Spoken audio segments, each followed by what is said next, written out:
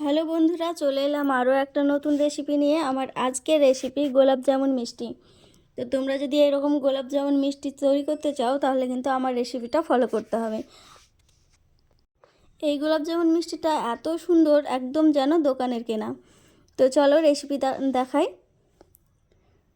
এখানে আমি প্রথমে দুটো ডিম নিয়ে নিয়েছি। ডিম দুটো খুব ভালোভাবে ফেটিয়ে নিতে হবে।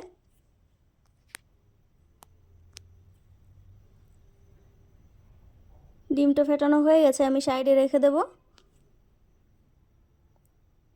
এবার একটা বাটি নিয়ে নিলাম। বাটিতে 1 কাপ গুঁড়ো দুধ দিয়ে দিলাম, হাফ কাপ ময়দা আর 1 চা চামচ বেকিং পাউডার দিয়ে খুব ভালো করে মিশিয়ে নিতে হবে। মেশানো হয়ে গেছে। এবার ওই ডিমের গোলাটা অল্প অল্প করে দিয়ে একটা নরম চ্যাটচেটে ডো বানিয়ে নিতে হবে। একটু চ্যাটচেটে হলে বেশি ভালো হবে। এবার 1 চামচ ঘি দিয়ে দিলাম, দিয়ে আবারও মাখিয়ে নেব। একটু ভালো করে মাখিয়ে 10 মিনিটের জন্য রেস্টে রেখে দেব। দেখো 10 মিনিট পর আমি হাতে একটু তেল লাগিয়ে নিয়েছি, দিয়ে ছোট ছোট গোল বল তৈরি করে নেব।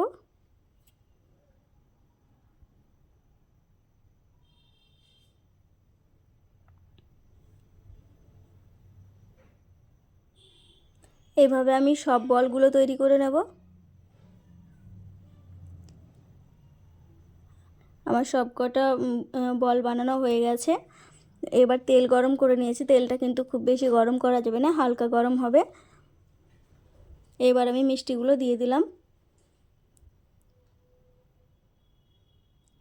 এই সময় গ্যাসের ফ্লেমটা কিন্তু একেবারে লোতে রাখতে হবে, নইলে কিন্তু ভালো করে ভাজা হবে না। উপরের কালারটা চলে আসবে কিন্তু ভেতরটা ভাজা হবে না। এইভাবে আস্তে আস্তে নাড়াচাড়া করে খুব সুন্দর করে ভেজে নিতে হবে।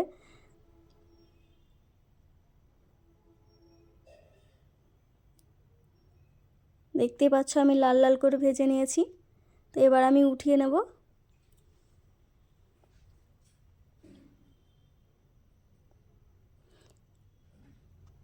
এবার এদিকে সেরাটা বানিয়ে নেব।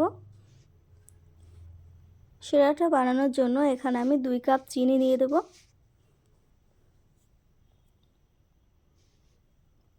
আর 4 কাপ জল দিয়ে দিচ্ছি। 2 কাপ চিনির জন্য কিন্তু 4 কাপ জলই লাগবে। দুটো এলাচ এখানে থেতো করে দিয়ে দিলাম।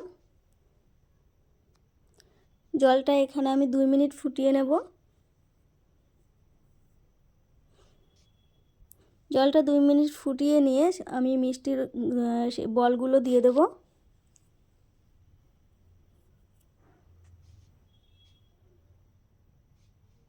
এবার 3 থেকে 4 মিনিট এইভাবেই ফুটতে দেব।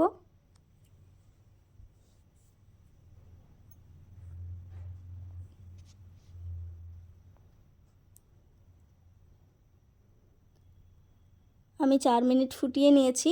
এবার গ্যাসটা অফ করে দিলাম। 2 ঘন্টা পরে এবার আমি বাটিতে তুলে দেখাচ্ছি। দেখো কতটা সুন্দর হয়েছে। দেখতে যতটা সুন্দর হয়েছে খেতেও ততটাই সুন্দর হয়েছে। দেখে বোঝা যাবে না যে এটা বাড়িতে বানানো না দোকানের, একদম যেন দোকানের মিষ্টি। তো দোকানের গোলাপ জামুনও এইরকমই হয়। তো বাড়িতে যদি বানাতে শিখে যাও তাহলে দোকানের আর কিনে খেতে ইচ্ছে করবে না। তো আমি রেসিপিটা যথেষ্ট সহজভাবে দেখিয়েছি, আশা করি তোমাদের ভালো লেগেছে। তোমাদের যদি ভালো লাগে তাহলে রেসিপিটা ফলো করে তোমরাও বানিও। আর ভিডিওটা ভালো লাগলে লাইক কমেন্ট শেয়ার করো। আর যারা নতুন বন্ধুরা আছো তারা কিন্তু চ্যানেলটাকে অবশ্যই সাবস্ক্রাইব করে দিও।